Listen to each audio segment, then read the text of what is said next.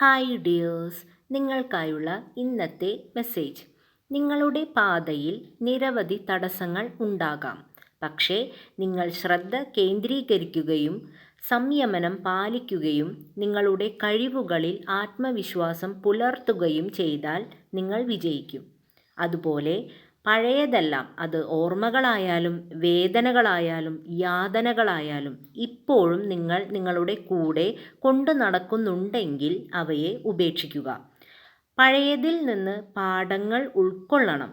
അവ നിങ്ങളുടെ ഉന്നമനത്തിന് വേണ്ടിയുള്ള അനുഭവങ്ങളായിരുന്നു. അവയെ അങ്ങനെ മാത്രം കണക്കാക്കുക.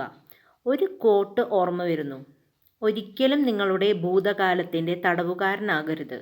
അത് ജീവപര്യന്തം തടവല്ല, ഒരു പാഠം മാത്രമാണ്. മറക്കാനുള്ളത് മറക്കുക, പൊറുക്കാനുള്ളത് പൊറുക്കുക. Thank you dears.